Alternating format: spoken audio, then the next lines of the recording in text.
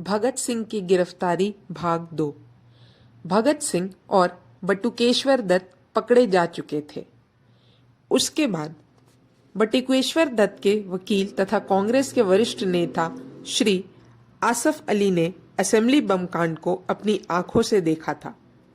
उन्होंने लिखा है, जब मैं असेंबली भवन में पहुंचा तो दर्शक दीर्घा में बैठने के लिए कोई सीट खाली नहीं दिखी।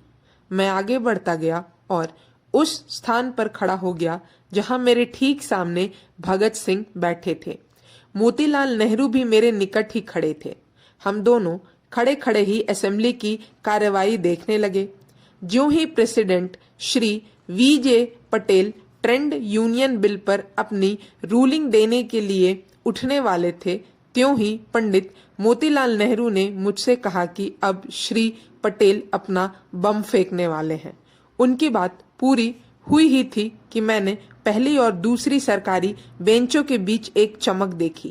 क्षण भर के लिए मैंने सोचा, क्या हमारा ध्यान बांटने के लिए सरकार ने आतिशबाजी आरंभ की है? तभी दूसरा बम फेंका गया। वह बड़ी आवाज के साथ फटा और सारा भवन धुएं से भर गया। इसके बाद कुछ गोलियां छोड़ी गई। सदन में चीख पुकार मच गई और लोग बाहर जाने लगे। प्रेसिडेंट पटेल ने 2 बार ऑर्डर कहकर सदन को शांत करने की चेष्टा की, फिर वे अपनी कुर्सी छोड़कर चले गए। दर्शक दीर्घा कुछ ही पलों में खाली हो गया और लोग दरवाजों के शीशे तोड़ तोड़कर भागने लगे। मैं मोतीलाल नेहरू तथा एक और सज्जन वहां रह गए, क्योंकि हमारी पत्नियां महिला गैलरी में थी और हम उन्हें साथ ले जाना चाहते थे। भगत सिंह के चेहरे पर गहरा तनाव था। वे इंस्पेक्टर मिस्टर जॉनसन से कह रहे थे, चिंता मत करो, हम सारे संसार को बता देंगे कि यह हमने ही किया है। परंतु इंस्पेक्टर जॉनसन को विश्वास नहीं हुआ। उस समय पिस्तौल भगत सिंह के हाथ में थी, जिसमें अभी कई गोलियां शेष थीं, और वे उंगलियों के सहारे बच्चों को भांति पिस्तौल से खेल रहे थे। काफी देर तक अपनी जगह खड़े रहने के बाद सार्जेंट टेरी डरे हुए से उनकी तरफ बढ़े और तनिक दूर ही रुक गए। फिर इंस्पेक्टर जॉनसन 2 कदम आगे गए। भगत सिंह ने जब यह देखा कि दोनों पुलिस ऑफिसर बुरी तरह भयभीत हैं, तो उन्होंने अपना पिस्तौल सामने वाले डेस्क पर रख दिया। तब जाकर दोनों पुलिस अधिकारियों की जान में जान आई तथा वे भगत सिंह और बटुकेश्वर दत्त को गिरफ्तार करने का साहस जुटा सके।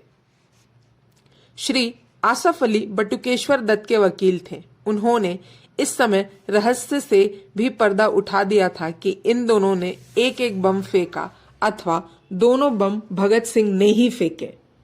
उन्हीं के शब्दों में बहुत कम लोग इस तथ्य से परिचित हैं कि बीके दत्त ने बम नहीं फेंका था। जब अदालत में वक्तव्य देने का समय आया तो उन्होंने यह स्वीकार करने का आग्रह किया कि एक बम उन्होंने भी फेंका था। जब मैंने इस झूठी स्वीकारोक्ति से रोकना चाहा तो वे बहुत गंभीर मुद्रा में मुझसे बोले, मैं और भगत सिंह काफी अरसे से साथ रहे हैं। मुझे विश्वास है कि आपके द्वारा पैरवी किए जाने के बावजूद उन्हें लंबी कैद की सजा दी जाएगी। मान लीजिए कि मुझे छोड़ दिया गया तो मैं भगत सिंह के बिना क्या करूंगा, कैसे रहूंगा? मुझे उनके साथ ही रहना है। मैं चाहकर भी उनके निश्चय में कोई हस्तक्षेप नहीं कर सकता था। उन्होंने मेरी एक नहीं सुनी।